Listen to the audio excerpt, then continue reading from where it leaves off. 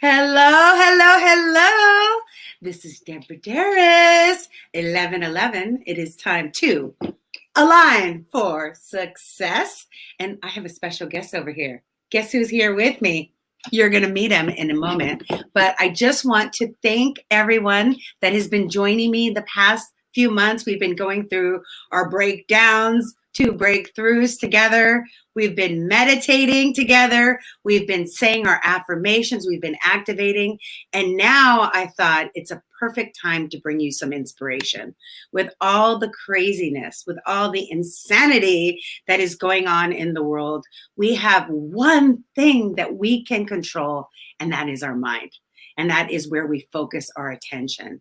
And today we have someone that's an expert on mindset, someone that I've been wanting to meet, someone that I've been wanting to interview. My friend Noah said, you got to meet Ruben. And then my friend Cecilia de la Ponce, she said, you got to meet Ruben. And then Kaya Redford said, you got to meet Ruben. And they're like, he reminds you like a brother from another mother. And I'm like, no way. Hi, Rose. Welcome. We always have both Roses in the house. Hi, Rose Elena. She's real estate for all your real estate needs. Rosie Kemp. She's a Latina Beverly Hills influencer. Hey, girl. Nice to see you, Goddess.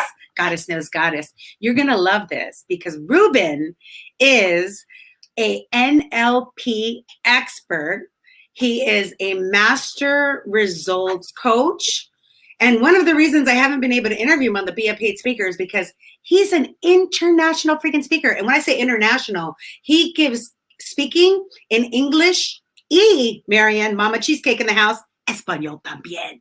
And one of the things, like I took the Millionaire Mindset with T. Harv Eker, and when I found out you were teaching that Millionaire Mindset in Spanish, how empowering for our Latino community who absolutely needs to know that they can be able to rewrite their stories and their money patterns and to know that you could do it.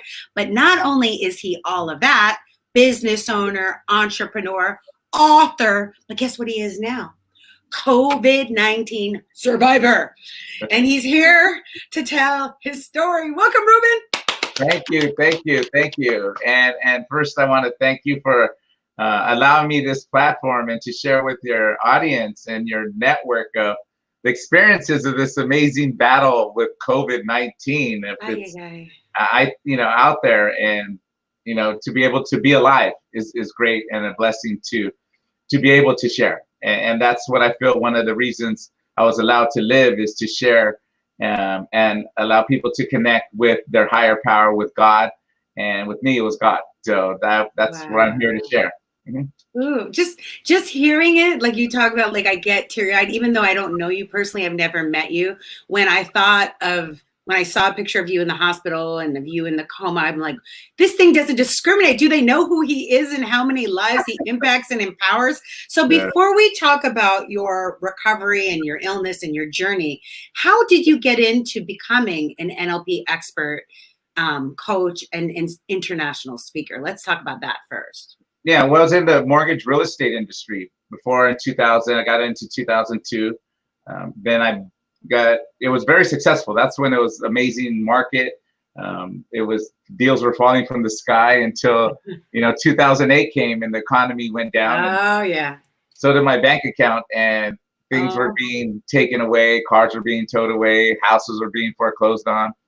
And I received a book called Secrets of the Millionaire Mind. Yes, and I went to that course. There's 2 tickets in there, and I went to that course, and it was life-changing. It was 2007, and actually the trainer Doug Nelson, who trained that event, is the one who I'm very close, and we're doing a lot of great things with the Millionaire Mindset, going to Brazil, Mexico. So that's a whole dynasty and legacy that happened from that. But it was from the Millionaire Mindset, and everything, as you know, trickled over to meeting other people. And I met Michael Stevenson, who's a master NLP trainer, who's one of the top NLP trainers in the world, that he's been ranked. So And when you read that book, because me too, in 2008, that's when I decided to get divorced. And then, of course, lost two houses. I lost two houses at that time. And I also went to the Millionaire Mind and I became a success results coach for T. Oh, nice. Becker. But what if you could give people, because everyone in the comments is like, best book ever. But for those few people that have never read the book, what's one thing in the book or in the course that totally shifted your mindset about money and abundance? Yeah, about the roots of how, the roots are fruits, and by the fruits we have, and we have our beliefs. Our belief system is how we either from modeling, from specific incidences of how with money, if we see our parents like, no, we can't, money doesn't grow on trees, and that's instilled. That's our, that's the seeds have been planted, and you got to work hard for your money. So it's how we came about understanding money from a young age. Right. And we take that in to our adulthood or when we have to manage money, because that's all we know. We go with what we know.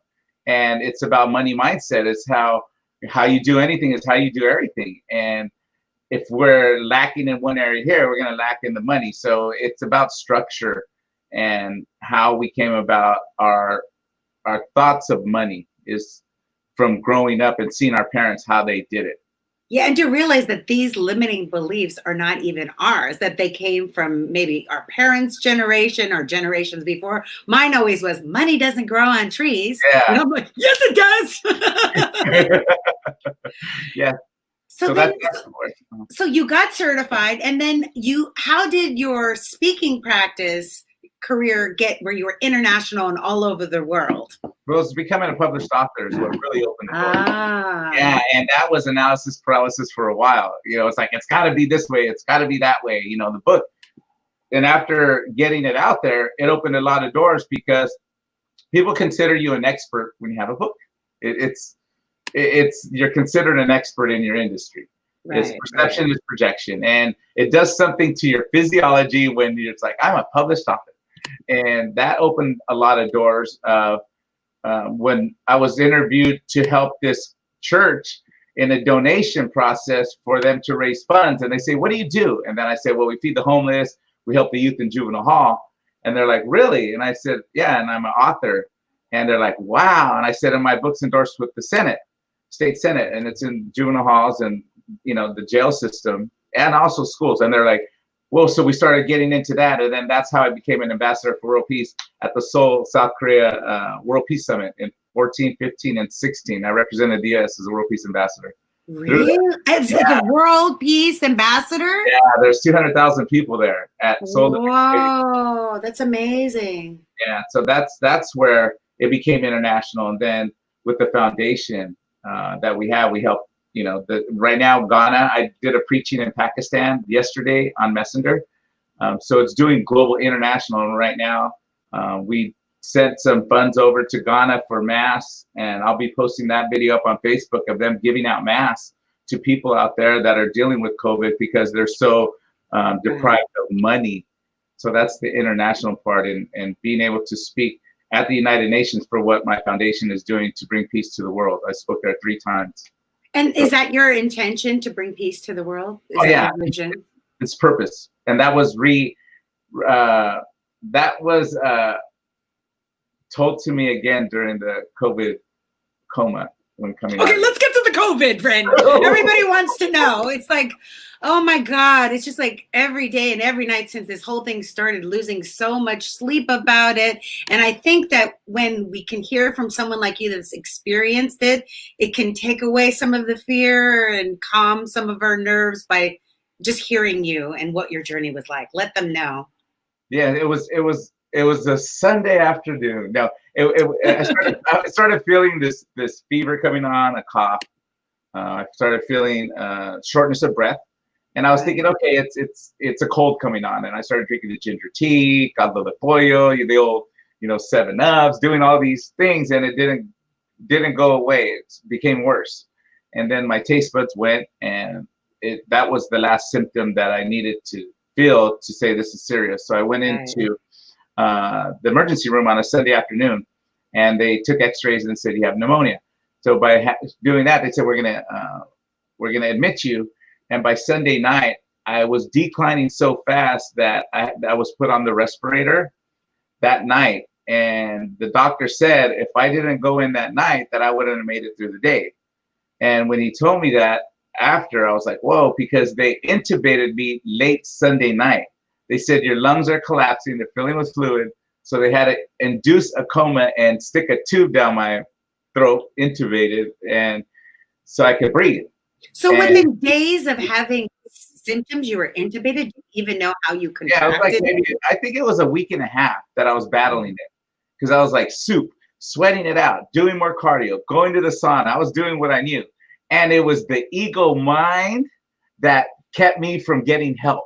Ego, not your amigo. Yeah, and it was my pride thinking, I got this. You know, this is fake. You know, these people put it out, and it's fake. Right, they just want to keep people in. And you know, I work out, I eat healthy, and that wasn't the case. It doesn't matter. It doesn't discriminate. And for all beyond workout and eat healthy, you're like a bodybuilder, right? Yeah. Yeah. And for the families out there that are affected, and you know, we were in by ourselves. We're quarantined, and for the families who lost people, and their, you know, prayers out to them. This is serious. It's you know, yeah, you survived, and yeah, that's how I came out the gate, you know, and really realizing there's families out there that are losing people, you know, close people, and they can't be with them. Everything, you're quarantined, you're taboo, you're in another room.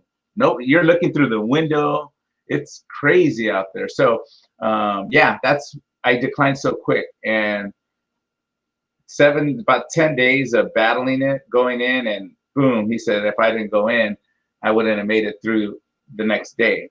So that's when they intubated me. And you were there by yourself. And what were the thoughts that were going through your mind? All your NLP training and mindset training. How did you keep yourself focused and in faith, really? Right. And it was late Sunday. So it was in a coma. I was induced to coma Monday, Tuesday. Wednesday, they pulled me out, and they started giving me more antibiotics. And they said I wasn't getting any better. And the doctor I knew from when we used to work out in like 1996. When I was a mechanic, I used to work on his car, and we used to work out. And there's a news article. They did a interview with him. I just posted it. It was on it was channel 1, or it was one of the news channels, Spectrum TV. And they pulled me out of a coma. They put me with antibiotics. I wasn't getting any better. They put me back into a coma, and then my sister was calling because she was saying what's going on, and they said that we don't think he's going to make it through the night on Wednesday. He says he's not responding.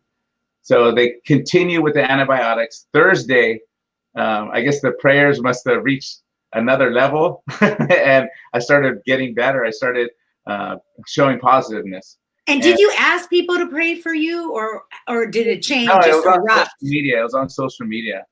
And it was on social media where people were praying. And that's when I said literally thousands of people were praying, because the posts were like thousands of likes and thousands of comments. It was amazing. And I'm grateful for everyone who reached out, and, you know, for the mission, and everybody came together. You know, the nation came together for one cause. And after seeing and speaking with people, it was, you know, Catholics, Christians, Reiki, energy. There was all kinds of positive energy being sent, and that's what I felt. And also God saying, I want to see where you go when I put you in this situation. If you really walk your talk as far as faith. And when I was in there, I share that I realized how distant and how I was not living it. I was just familiar with it. Right. And with that, it was very humbling. You know, like Nebuchadnezzar, he thought it was him, and God said, no, I gave you those talents, and I will take those away. And I thought to myself, what good is all my speaking ability and all that here, where I was in a coma for 5 days, had a catheter and couldn't walk, couldn't even do anything, disabled. And it's like, now what?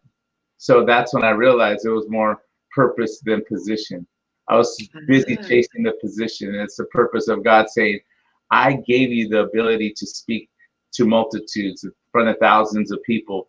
And now it's going to be with the purpose of using my principles and strategies in a practical way where people will understand and start having a relationship with me. And that's what came about. Right. And it's not until we have those moments, and I know for me, it was like when my brother passed away, it really made me realize the nature of life and also my relationship with God, right? It's like you can't cognitively know it. You have to emotionally experience it, to embody it, to embrace it, to live it, and then to be able to teach it.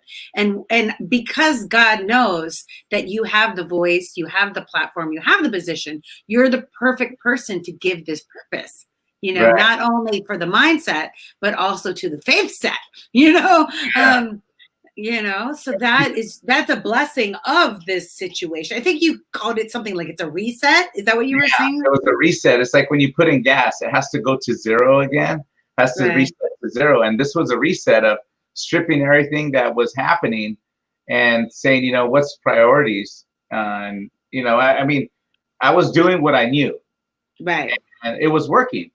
Right. But now, after I started, when my navigation system said, please return to the highlighted route, as Abraham Hicks, I was listening to that and it's like, yeah, please return to the highlighted route, because, it's just chasing. It's like, okay, industry's down, COVID's down, everybody's quarantined. What am I going to do? We can't, speaking industry went down. Am I going to do online coaching, online speaking? Am I going back into the mortgage industry, build a business there, train agents, go, work for offices, go train. So all these things of an identity conflict were happening. It's like, who am I? Right. Who am I? And it was that identity conflict, because it's not the international speaker anymore. It was, okay, now we need to adjust. And if I was going through that and have these abilities of mindset, imagine the people who don't have the ability to hear the strategies and principles to center oneself. And that's what's right now, uncertainty. They're scared, the fear of what's happening with this world we live in now. So that came about of saying, when I started using the NLP, and I'll share that in a bit, as far as for me to get released 5 days after when I was admitted. It was amazing. I mean, I remember watching the news story because I was so in shock when I saw you in the hospital. I'm like, how could somebody so strong, mentally, emotionally, physically, but like you said, it's like that spirit, it built your spiritual strength for sure. But you like, I heard you in an interview talk about your self-talk in the hospital, that you were just focusing on that next thing. Can you talk to people who don't have those mindset, those NLP tools to be able to shift? Because what people are going through right now, whether they are scared of COVID or scared of the economy and their jobs, or scared of racism and all that's going on, what can they do to shift from fear to possibility? Yeah, because right from the get-go, we discount information for us not to take action to better our lives. Mm-hmm. And it's like, well, that's fake. And, it's this COVID thing, I can't do anything with my life because we're in quarantine. And it's like, really, you have time to learn a new skill. And I think Art Lewin had a meme up that says, if you don't come out of this COVID pandemic with a new talent, new side hustle, new ability, the pandemic was not the problem. It's one. And the mindset shift was when I was in there, and I was really bad, and they would ask, how are you feeling? I said, I'm getting better by the minute. Yes. I'm getting better by the minute. Yes. And it was telling myself, because what you think about, you bring about. What you focus on expands. Where your mind goes, the energy flows. So with that, it was saying, start. And then with the nurses, it's like, you know what? I'm so happy you're releasing me today. And I was presupposing, I was like, you know what? And those tests came back positive, what you said. And thank you for allowing me to be discharged today. I said, you guys are amazing. And they're like, well, we'll see. And it was those strategies of already thinking with the end in mind. and believing it. Because when you say act as if, the subconscious mind hears acting. So it's saying, I'm just acting, so this is temporary. So when you say I'm being it, I'm it. When I am getting better minute by minute, it's that. It's like, well, I don't know. It's just hanging on. Just, I don't know. I think I'm getting better. So the subconscious mind, the workers are saying, well, he thinks we're getting better because they do what the conscious mind tells them, which is the CEO, the Chief Empowerment Officer, right? So now if I tell I'm getting better by the minute, the subconscious mind doesn't know reality. So it's going to say, we got to get better by the minute. So it's do you guys listen to what he said? Listen, write it down. He said the subconscious mind is the CEO, because we think it's our conscious mind, right? But the conscious mind is what, 5%? And the subconscious is 95%? The conscious mind is actually the little voice. That's a little voice that says, oh, you shouldn't. Oh, you should. Well, you're too young. You're too old. You don't have enough money. They're going to reject you. Ego. Yeah, and that's the conscious mind. That's the CEO. That's the one that gives the work orders. It says, here you go, little workers. And that's 0.006. This is from a book flow. From book flow, 99.004 is our subconscious mind. That's running. That's recording everything. 0.006 is the conscious mind. And when you do the math and the book, it's our ability is 126 bits per minute is the conscious, the low voice. 2 million bits is the subconscious, which is recording everything. So, and that's your hard drive. It's like when you hear a song and you're like, oh my God, that's my song. And all the emotions come up. That means they already tapped into the subconscious. Like, I don't know where my keys are, but I know the song from 30 years ago because it reminds me of that time in high school. La la, right? Yeah, and that's all the part of the self-talk, the, presupposing, acting like, oh, we don't know. And then you'll get that we don't know. But when you be it and you're affirmed to it, and it's like, this is direct. It's like, here we go. You get clear, precise instructions. You get clear, precise results. Exactly. You get wavering instructions. You get wavering results. Right. That's it. Right. It's either you're precise, you're laser focused, or you're not. You're wavering, you're dangling, you're what do they call it? Dabbling. You're like touching the water. It's like jump in, go all in. So that's the mindset of I'm getting better by the minute. And is that what you said to yourself? I'm getting better by the minute. I even shared that with the nurse too. She goes, "How are you feeling?" I said, "I'm getting better by the minute." Oh, that's awesome. So that's great. And that's when they came in, ran the test on Saturday for the chest, and they did blood work because I had sepsis. I had infection of the blood. Oh my God. So when they did the test, they said my white blood cell count was up, and also my lungs were healing. So I said, well, then what am I doing here? I was like, and I was like, I should be released. That's common sense. So they moved me to the second floor, and when I moved, I didn't have my balance. So when the nurse left, I unplugged the machine, and I was walking around the room doing like squats, getting up. Oh my God, no, stop it, Ruben. No, with no weight. It was just getting my balance back. And once it was like 10 minutes around that time, and I called the nurse back in. I said, look, I'm ready to go. What did the doctor say? Did he say yeah? And she goes, yes. He said he'll discharge you, but you have to be quarantined for 14 days in your home. I said, great. I said, okay, I'll call my brother. How long is it going to take so I could call him? It was just very direct. Right. But it was a scary situation as far as the hallucination with all the drugs that I was taking, and it was very scary. So the drugs were making you hallucinate, or the sickness was making you? No, it was the drugs, because I was in a coma for 5 days. So they had to drug me up. And when I would close my eyes, there was like big black bats, human bats. It was weird. I didn't want to sleep because I'll close my eyes. It's creepy. Yeah, and it was weird. And somebody who reads dreams, they said bats are a death and a new beginning. And I was like, cool. I was like, because the old man died back there. I was like, the wavering one, the one that wasn't playing to his full potential. And that's what happens. And you were such a super achiever, and you still weren't paying to your full potential, is what you're saying. Because it was dipping in a lot of things. Right. And it was because of that identity conflict. Mm-hmm. It's either you focus on one thing and build it. Right. And I was doing a lot of different things out of uncertainty as well. Mm-hmm. Mm-hmm. And that's where the vulnerability comes in, is, that airbrush lifestyle of everything's great and you got it, and man, we're laser focused and all this, and inside is just, where am I going? Where am I going? And that's where because of the pandemic that you had that. That and the identity conflict, and then now with the COVID coming out, it's like nobody wants you around. It's like cruise, right? Right, it's like, right. You have the virus. We don't want you in the office. So now there's this distancing, depressive state. Right. Isolation. Right. Yeah, it's like the heavyweight champion of the world gets beat, and now I don't know who I am anymore. Right. And that was the whole thing of going, what am I doing? Where am I going?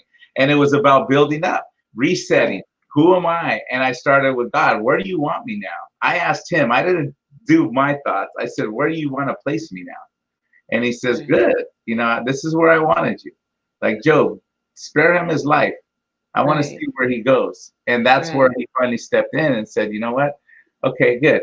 I see where you're at. And he said, okay, give him life again and breathe life back into me. Right. And it's like sometimes, like in 2008, we have to reset by losing all the identity that we think we are. Like, I thought I was a wife, and I thought I was a homeowner, and I thought I was a real estate investor, but I was really a spiritual truth seeker. That's who I was. And I was on this journey learning like everyone else. And that it really humbled me to be able to help people in a new way, because I was suddenly vulnerable, and I had to be authentic that I didn't know everything, and I didn't have it all together, and I was a hot mess, and still continue to be a hot mess from time to time. But I still am on the journey to be able to transform people's lives like you are. Right. And it takes these experiences of getting down to that letting go and letting God, right? That's what it sounds like you did. You completely surrendered. Yeah, there you go. Surrendered, because where I was going, and it's, how could this person who is me get this virus? And right, that's what I said. How could you get it? And a lot of people said, now we believe it. And it took me getting it. I don't understand, but that's how I felt. I had to get it, and maybe not hearing somebody else got it, I would believe it. So that's when God says, I'm giving it to you. So that's when I got it. And, everything worked out. It was, back to training. I gave my plasma to the Red Cross, because plasma was created in my blood from battling the virus. And that's where it came from when I was in the hospital, saying, your purpose now is to impact people from this experience in a positive way. Right. And that was with delivering the plasma. And now I can do it every 28 days. So I'll be doing it, in the next couple of weeks when I'm able to. Awesome. And to help people. And that's part of it, of saying, I give, now it's time for you to allow others to receive it through you. I love it. Yeah. So that's that's where I'm at. So. And so how do you like being off the road? For me, I'm kind of starting to like it, Fred. I just put my suitcase away. I'm growing a plant. I never had a plant before. I always kill them. Look at this plant. I know, right? It's like, now it's like, at first I was missing it, like the chaos of the airport, and and now it's like with these Zooms, it's like we're doing stuff in Brazil, Mexico, Colombia, Costa Rica, we're building that up, and it's great because I don't leave here. But we're setting up an event. We have one in Brazil in November. Is setting one up, and then there's going to be another one next year. That's the Mexico. That's the Latin America one.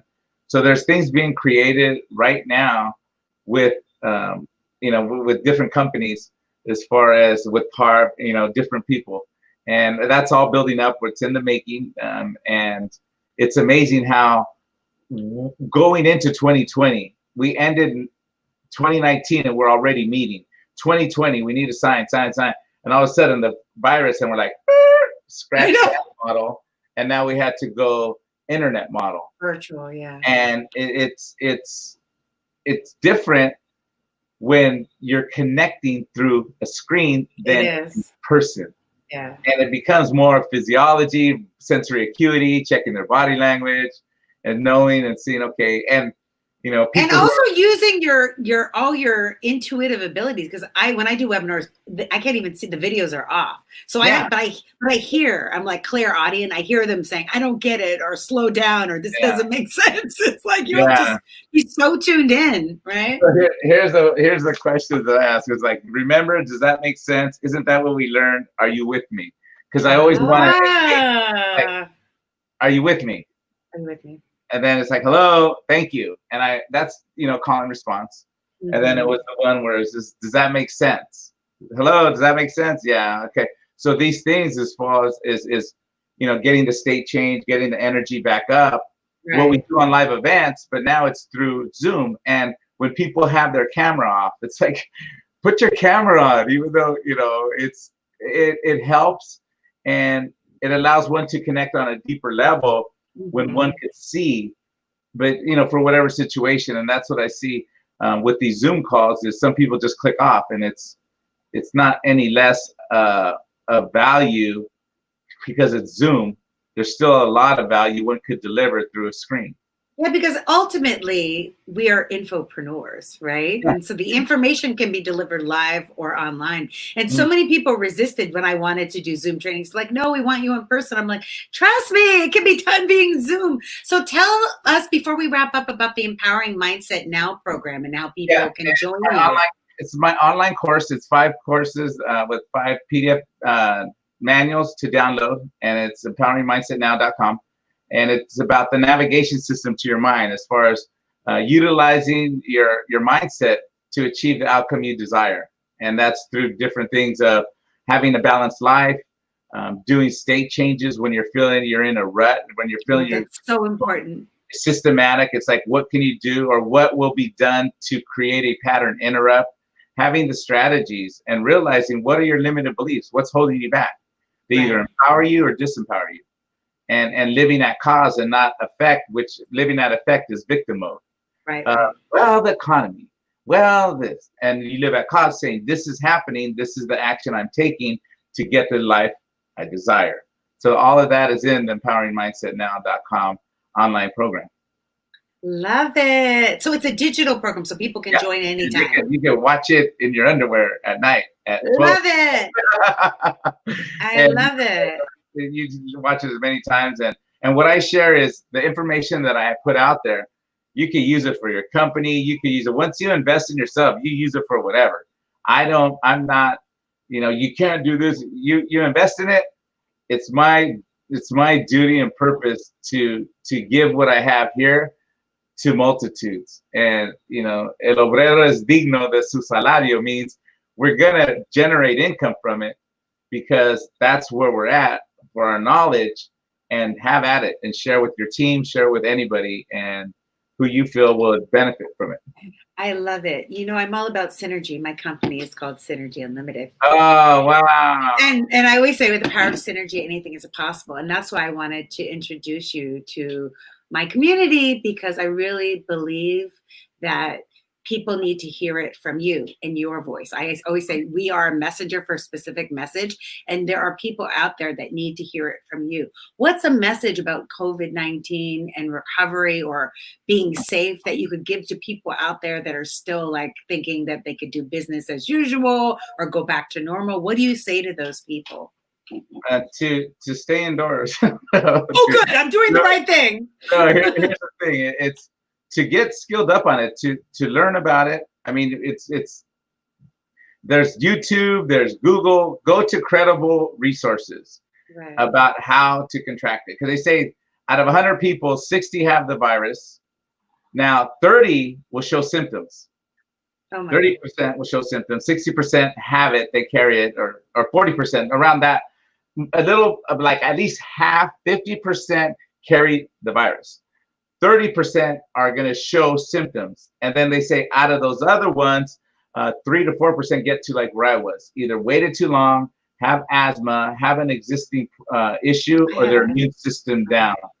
And like I was sharing, the doctor said, you need to boost your immune system when you get out of here. That's going to help you fight it and continue.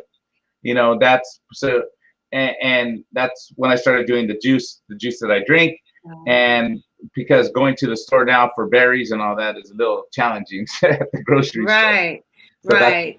And I love it that can I put your website for your juice? It's just rubenmata.com, correct? Yeah, that's for the juice that I take, and it's got like 19 superfruits. It gives you all the stuff that I just take 4 ounces of that a day. It's like $35 a bottle. That's what I do, and it's what's helping me. And that's what I'm here to pass on to everybody is, the Motivate bottle. And if it works for you, great. And if you find other ways, use whatever you're going to get your immune system to become stronger. Because fear doesn't make your immune system stronger. What's that? I said fear doesn't make your immune system. That creates stress. That creates